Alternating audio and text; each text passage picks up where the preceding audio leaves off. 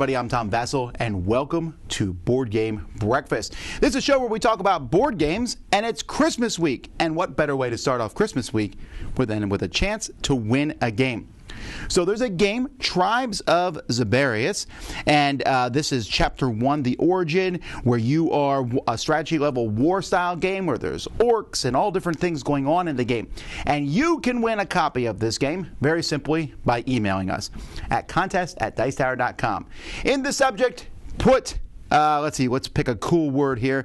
We'll pick Origin. O-R-I-G-I-N, Origin. Put that in the subject of your thing. Email it to us at contest@dicetower.com. And next Monday, we'll send you an email if you've won. So it's just 1 week contest. You don't have to do anything else other than send us an email with that subject word, and you can go check out and learn more about the game on Board Game Geek. So it's Christmas season. Woo! Means we'll be doing a little bit less this week because we do tend to want to take that day off and Christmas Eve a little bit ourselves. But there's still a lot of content coming your way. And we're getting close to 2020, which means two things. One, we're doing our top 100 games of all time, slightly differently, but that's coming. And you can vote in that, where your voice will be heard. Go to our website, dicetower.com. Look at the top 10/top 100 link, and you can click on vote, and you can vote for up to 25 games where your order does matter. And that way, you have a chance to be part of the top 100 games of all time. Secondly, the Dice Tower Kickstarter is starting on January 6th, which is our main way where we fund to continue to keep this show going. So all that's coming up. But right now, it's Christmas time. It's time to talk about games, so let's get started.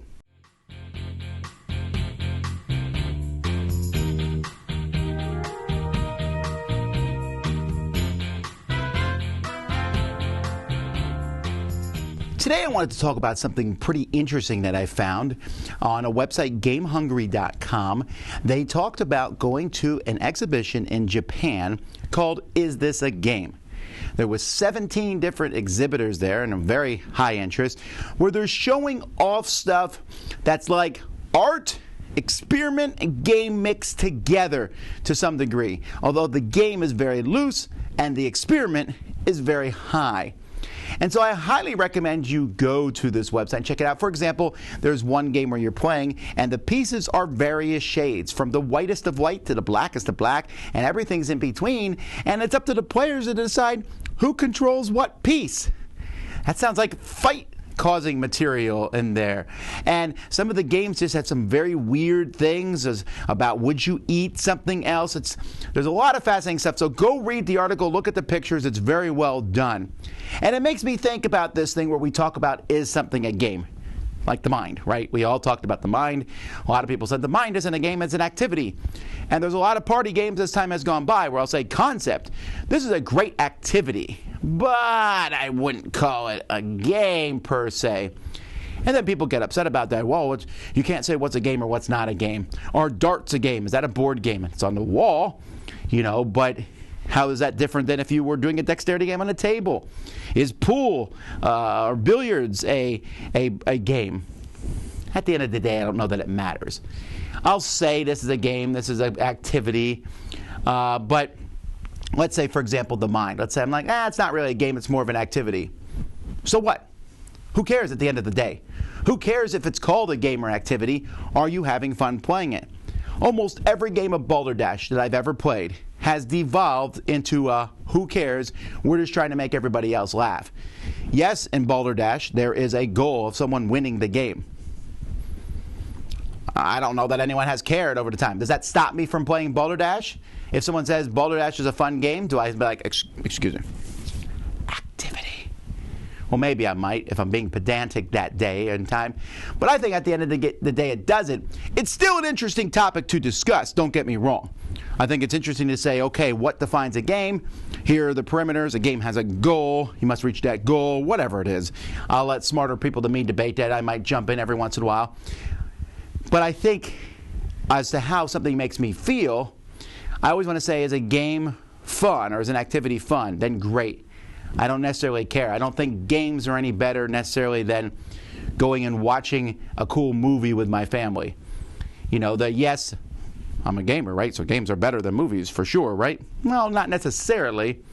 And so neither is Balderdash, which, as when I play it, it's treated like an activity, better than Kalis. So I just find this kind of an interesting thing. This exhibit is cool. I wish I had been there. I would have loved to have gone and seen it. And I think it will cause some provocative discussion. Thank you to the website for bringing it to our attention. Let's move on.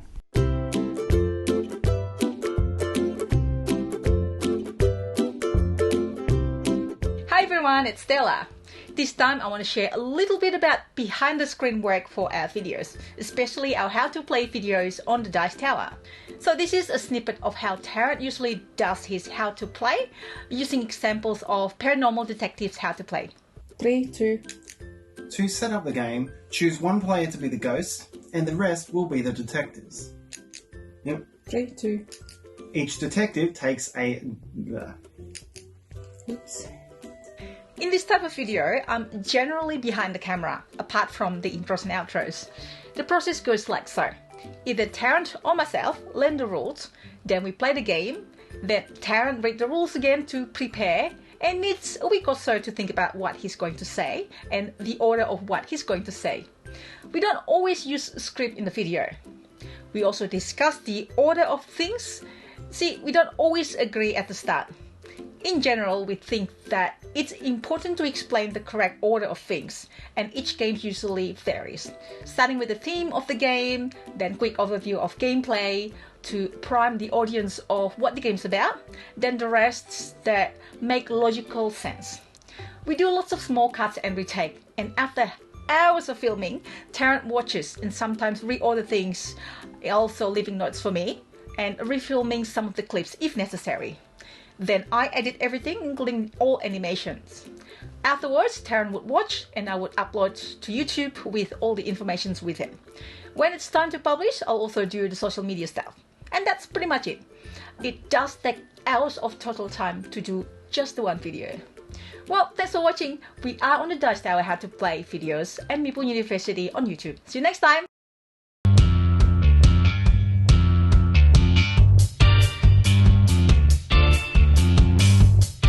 Howdy folks, welcome to By the Numbers. My name is Hunter Thomason from the Family Showdown.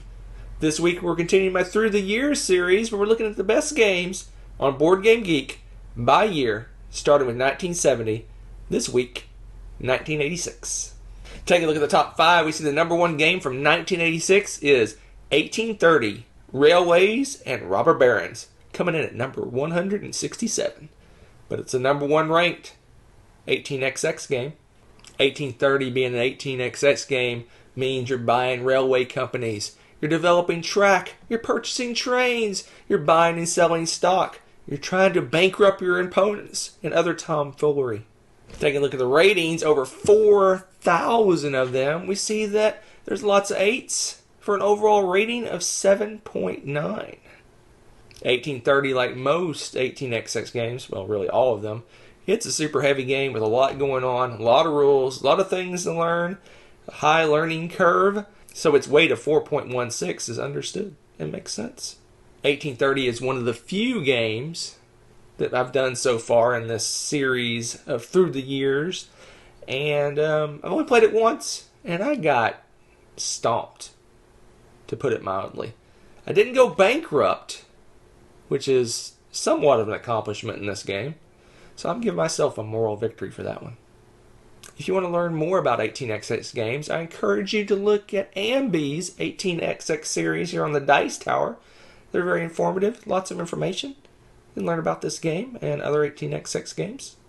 I encourage you to try one out. They're a little bit heavy, a little bit crazy, but they're a lot of fun to learn. See you next time.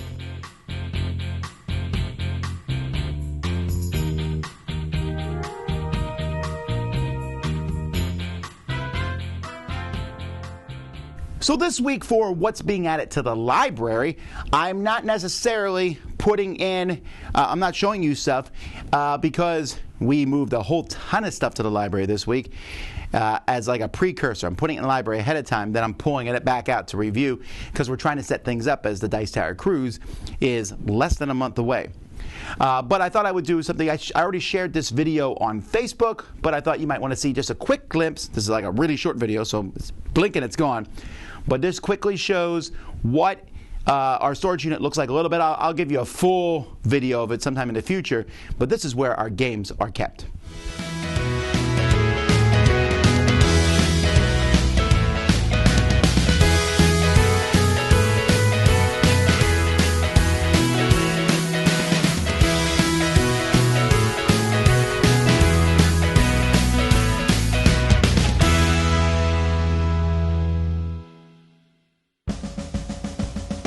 Hello, and welcome back to Retro Board Game Corner. Here I have Last Action Hero, published in 1993 by Mattel. This is a 2 to 4 player game in which you're trying to go from the real world into the movie world and back again without dying. Let me set this up and show you how it works. This is what the game board will look like set up. Everybody's going to pick a different color Danny, and it's going to start over here at Danny's apartment. Everybody's also going to get 2 halves of a movie ticket, and also the Jack Slater piece will stay off the board for now. The game board is cut into 2 sections. This half is the real world, where Danny's going to start out at, and this other half is the movie world, where the bad guys are going to start out at. The game is broken down into 3 scenes. The first scene, you're going to start out here in the real world, and the object of the first scene is to get rid of both of your halves of the ticket. As you're going around the game board, you're going to roll 2 6-sided dice. The white dice is going to dictate how many spaces your Danny marker moves, and the red dice would dictate how many spaces the bad guys move. As you're going around the board, you need to land here on the ticket booth spaces to get rid of one of your halves of the tickets. Once you get rid of both halves of the tickets, then you can go ahead and enter through from the real world and come over here to the movie world. Now, in the second act, the object of the game is to try to get both of your halves of the movie ticket back together again. And you do that by winning battles against the bad guys.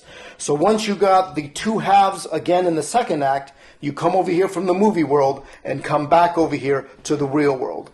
Now, if the bad guys ever come into the real world, they become just a little bit more powerful and a little bit more difficult to defeat. Now, Jack Slater is around. Every time you land on a Jack Slater space, he's there to help you. The third act is, all you have to do is come over here, back to your apartment, and if you have successfully done that, you have won the game. This movie was kind of cool because it was a film within a film that parodied a lot of the action movies of the time. Sadly, though, it was a box office disappointment because a week prior, Jurassic Park hit the theaters. But today, it has got kind of a cult following with fans and critics alike.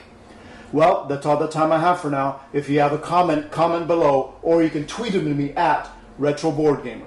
And as always, may your rolls be high. Hi, everybody. Hello, we are Ryan and Bethany from Ryan and Bethany Board Game Reviews. And today we have a special guest, my brother, Matt. Hey. All right, so we're going to talk about Paladins of the West Kingdom. But before we do that, we're going to ask Matt what he's doing to achieve better health.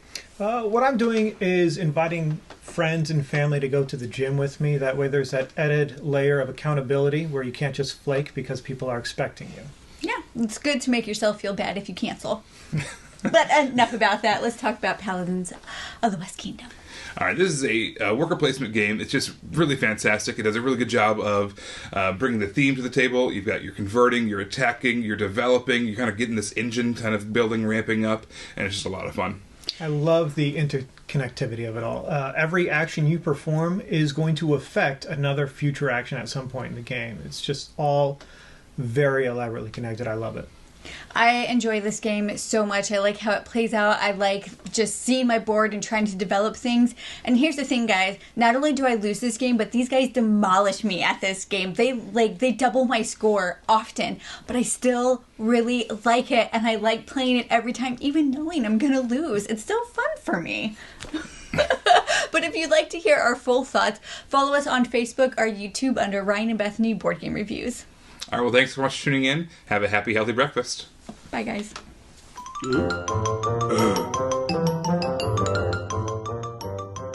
So what's coming from the Dice Tower this week? Well, like I said, a little bit less because of the Christmas holidays.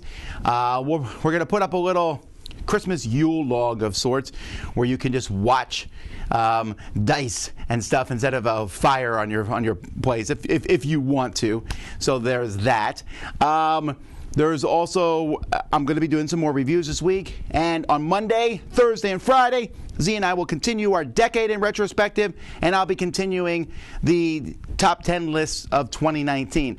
So more of that stuff is going up. And on Tuesday, Christmas Eve, our podcast is coming out from me, Eric, Susanna, Mandy, all of us together on one show, talking about the best and most interesting things we thought of 2019.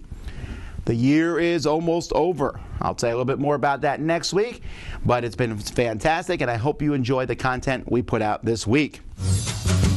Hi everyone, my name is Dave Luja. During Essen Spiel this year, I got to take a look at loads of different games that you might not know, so let me introduce them to you if you don't know them yet. A new game by Uwe Rosenberg. It is a two-player game called Robin of Locksley, or in the German version, Robin von Locksley. And in this game, you are both, it's a two-player game, so you are both a version of Robin Hood trying to run around the board a couple of times, going through different objectives. And the cool thing is, both players have a bard who is kind of the scoring meeple who goes around the board and he sings of the deeds that Robin of Locksley has done right. If you want to know if this game is any good, then go check it out on our channel. This Game is Broken. Another game that was introduced to me at Essen Spiel is Pictionary. Not a normal Pictionary, no, Pictionary Air. And they're already losing some points because they should have chosen the name Pictionary. But Pictionary Air, you are not drawing on paper. No, you are drawing in the air. It's magic. If you want to know more about these games, then check out our YouTube channel, This Game is Broken, where we have all the infos you might be looking for. Until then, my name is Dave Luja. Thanks for watching. Happy holidays!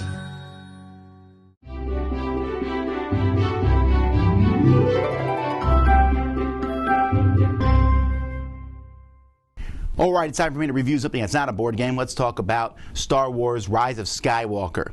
Now, this is not a spoiler review, but you can infer maybe stuff, or a slight spoiler, so if you want to know nothing about the movie, skip on. But I just wanted to give my impressions of it. So, simple, cool, but not amazing. 7 out of 10 for me. I enjoyed it. As a popcorn flick, it was fun. It was definitely very similar in regards to the first movie of the new trilogy of the sequels, in that it went back and was like, oh, did you like Return of the Jedi? Well, we'll make a movie that's very much like it. I was a little disappointed that it kind of ignored a good chunk, if not all, of the last movie. That may, if you hated the last movie, then maybe you'll be glad about that. Sidelining characters, forgetting plot points. I thought they did a good job with Carrie Fisher in ending her story, considering that the actress died over a year ago. And doing that, I thought that he handled that very well. I thought the story was decent, if not straightforward. Although I will say that as the movie went by, I felt like I could even say the next line of plot. It was one of the most predictable movies I have ever seen. And there were some moments where I was like, are you kidding me? Super hokey at different points in time. It seems like I don't know. I know Star Wars is for kids, so I did that. I took my second, my third oldest teenage daughters with me to see the movie, and they loved it. They said it was fantastic.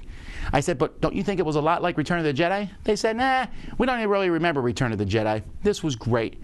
They liked the two main characters, Kylo Ren and Rey. They liked how their story went. They were really involved. They laughed. They cried. I was mostly groaning through a lot of it, but I did enjoy it. Great visual effects. They did another new thing with starships that I thought, why wasn't that ever mentioned before type stuff. But it was cool overall. But for me, ultimately, I think a little bit forgettable. It's kind of weird because I'll compare it to Avengers Endgame, which to me was this amazing ending, my favorite movie of all time, for the 20 movies of Marvel. I don't think Star Wars had this same kind of ending. They claimed it's the end of these 9 movies. It doesn't feel like the end of 9 movies. It feels like they shoehorned a lot of stuff, and it doesn't feel deserved like Endgame felt deserved. There were so many plot points in Endgame, and you were like, wow, this is because of this, this, and this. There are a lot of moments in Skywalker where I was like, oh, but that doesn't make any sense. You know what? Forget it. If you do that, you know what, forget it, and sit back and enjoy yourself, you'll probably like the movie a lot. And if you really like the original trilogy and said, that's all I want is more of the same, you'll be thrilled. For me, cool, but let's move on to the next movie. That's how I feel. Hi, we're Board Game Opinions. My name's Jonathan. I'm Steve. I'm Amy. I'm Mark. And this is our speed quiz where contestants are attempting to guess as many games as they can in a particular category, and this week's category is exploration games. So any game in the top 500 on Board Game Geek that involves some kind of exploration element to it. There are 36 possibilities they could get. As always, it's 2 points if it's a game I've not played and 1 point if it's a game I have played before. And we're going to start with Mark. Mansions of Madness. Yes. Gloomhaven. Yes. Discover Lands Unknown. No. Descent, second edition. Yes. Baldur's Gate. No. Betrayal at House on Hill. Yes. Should have got that one. Oh, why have I had a block? Let's go with Imperial Assault. Star Wars Imperial Assault, Yes. no. Zaya Legends of a Drift System. Yes. Fallout the board game. No. Merchants and Marauders. No. Magic Maze. Yes. This War of Ours? This War of Mine, Is it I'll mine? give you, yes. It's mine. Mage Cool. Knight. Yes. Yeah. Civilization. Sid Meier's Civilization. Yes, Yeah, I will that's give you good. that. Okay, I'm going to open it up to the floor. Twilight Imperium. No. Eclipse. No. Myth. No. Lord of the Rings, the card Oh. TCG. U-Boot. No. Seventh Continent's got to be on there. Yes, that is. Is Tainted Grail on there yet? And that's time, I'm afraid. Give me a second to top the scores and we'll see how they did. Alright, so the scores this week is very close this week. Amy got 3 and both Mark and Steve were tied with 4 points. So, wow, super, super close. The games you could have had were Above and Below, Escape Plan, Mice and Mystics, Pandemic Legacy Season 2. It's got some exploration in it. Runebound and Tales of the Arabian Nights, of course. Well, did you get any that they missed? Thanks very much for watching. We'll see you next time. Bye. Every year, I try to guess and predict what's going to happen in the following year. Sometimes I have insider information, but most of the time I don't. And you can see last year, I only got 4 out of my 10 predictions correct. I'll try to do better this year. So here we go, in no particular order and in no particular knowledge or non-knowledge. It's up to you to guess what I know or don't know, but you can assume most of the time I'm just talking through my hat. Oh, hang on. That would look more like this. But here we go. First of all, The Crew. I reviewed that game last week. I thought it was phenomenal. I think it's going to be a pretty big hit. I'll say it's going to win the Kenner Spiel, the more advanced game. I think it's going to be one of the most talked about games of the first half of the year, reaching levels that the mind reached, and it's going to cause a slight resurgence in trick-taking games for a while. Secondly, Marvel Champions from Fantasy Flight. I think that's going to continue strong throughout the whole year. We're going to see more things announced. It's not going to abate at all at the end of the year. At the end of 2020, people will still be talking about Marvel Champions. And I'll do a side thing here and say they'll announce something else in the same system, which would be cool. I think that while 2019 was an absolutely fantastic year, my third prediction is this. There's a lot of great games that came out in 2019, and you could see you can look at all our top 10s, we all differed. I'll say none of those games will crack the top 10. Fantastic year, but I don't think any of those games will reach the top 10 of all time on Board Game Geek. Number 4, I think that some new company will appear. Okay, and that's not a very big prediction, but I think it will come and it'll be like, what? This company came out of nowhere. A big company with people that I've already heard about in various ways, whether they're designers or whatever, from somewhere else. And you're like, wait, this is like some conglomerate coming together and doing something cool and exciting and new. I'll predict the same prediction I predicted last year. I think there will be at least three more mergers of medium-sized or larger companies. I think we're going to see more consolidation in the industry. On that thing, I think we have these major distributors, Alliance and GTS and Southern Hobby and so on. I think we're going to see one of those distributors go away this year. And I hate making negative predictions like that, but I think we're seeing a more focus on direct-to-consumer with Kickstarter and other things happening in the hobby. I think that we're going to see some pretty huge Kickstarters that go over the course this year, but I'll predict a double one here, that the Return to Dark Tower and the new Frosthaven campaigns, both of those which are happening very close to the beginning of 2019, I think both of those will break $5 million. Now we're going to see that start off with 2 mega bangs, and that's not to say what other huge Kickstarters will happen this year.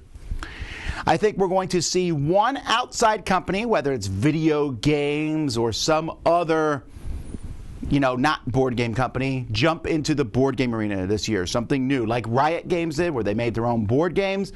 I think we'll see some other companies come in and say, our turn to make a board game. I think we're going to see 2 or 3 major people in the board game industry step away from their positions, whether leaving as the head of a company or maybe even in the reviewing world, dropping out of that, or making a lateral move to something else. But stuff that people will be talking about, like, what? This person's leaving here and going to here? Not small stuff, but I think bigger things. And then I'll just make a more general thing, but I think that 2020, overall, at the end of the year, we'll see the growth of the hobby, and this includes conventions and sold board games, and just overall growth will continue to rise and will be bigger than 2019. That's a very hopeful thing, very positive thing, and that's how I'm going to end my predictions. We'll see if they're true. Make your own predictions in the video below, and we'll come back in the year and see what happens.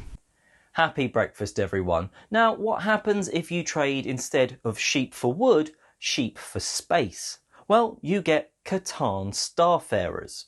So it's pretty much the same as normal Catan. Apart from there's aliens, there's trade ships, there's encounters, travelling, a mothership, and okay, it sounds like it's really different, but on your turn, you're going to be rolling to trigger production, just like you would normally. You're going to be spending those cards to build things. Then there's movement, encounters and such. But realistically, once you've sort of played normal Catan, this one is definitely not a jump. This is a slight step up, and especially the encounters, they give you that player choice. They give you options. You choose A, B, C or D, or yes or no, and you see what happens. You could choose 2 different encounters, do the same choice, and it could work out very differently for you. I think these are probably my favourite part of the game, even though they come about from luck. You have to shake your mothership up, and if a black ball comes out, that's an encounter. So you might actually not see one of these while everyone else round the table sees them. They're not always good, they're not always bad. Sometimes you, depending on what you've chosen, they can be just sort of meh. Now, that helps balance them.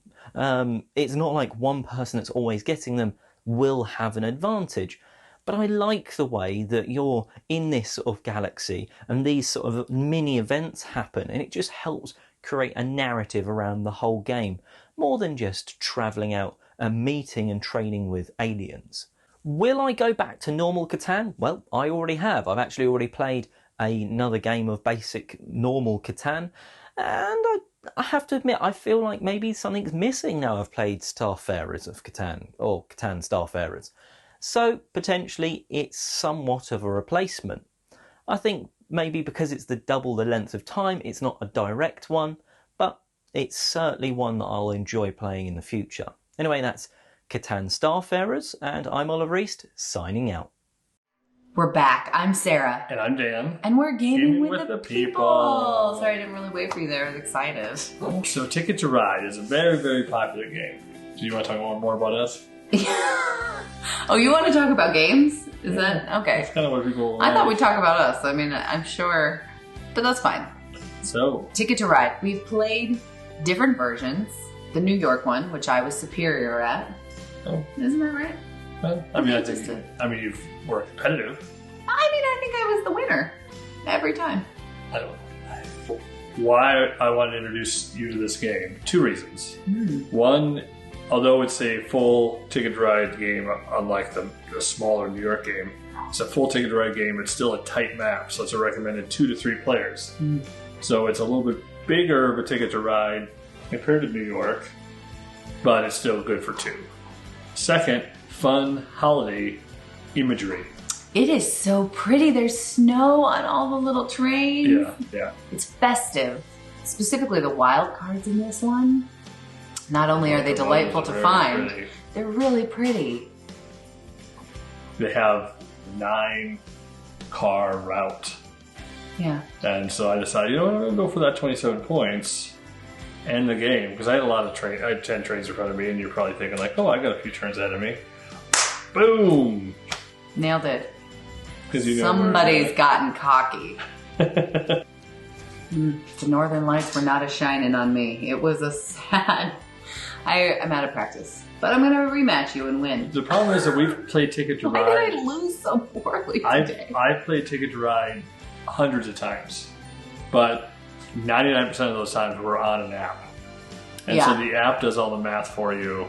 And so we're not used to like... I remember you used to play him during all the fertility treatments. Oh, sure. You'd be waiting with your... Trying to beat your score. Yeah. She got one high score out of nowhere, and so I spent the next year trying to beat it, never did. That's true. Felt like Dan made up extra rules for this specific... in this game, when it has this marker, it's a... Other people are allowed to read the rule book. It doesn't have to be me every time. It does. It just kind of is part of the deal. And that's it, folks. Thanks so much for watching another Board Game Breakfast. I'm really excited. Don't forget to vote in People's Choice Top 100. I'll see you all later. More live stuff coming. Until then, I'm Tom Vasel, and you've been watching The Dice Tower. See you next time. Thanks for watching Board Game Breakfast. Tune in each week for your daily dose of gaming goodness with Tom Vasel and all the gang. Until next time, I'm Eric Summerer, and you've been watching Board Game Breakfast, a Dice Tower production. Thanks so much for watching another Dice Tower video. If you enjoy our videos, subscribe to the channel for more fun, comprehensive board game coverage. Also, consider joining us at one of our events. Come to Dice Tower Retreat, a small, intimate gathering where gaming is king. Join us for Dice Tower Cruise, the largest board game cruise. Attend Dice Tower West in Las Vegas for gaming fun on the West Coast, or Dice Tower East in Orlando in sunny Florida. Dice Tower Conventions, the friendliest gaming conventions on Earth. I'm Eric Summerer, and you've been watching The Dice Tower.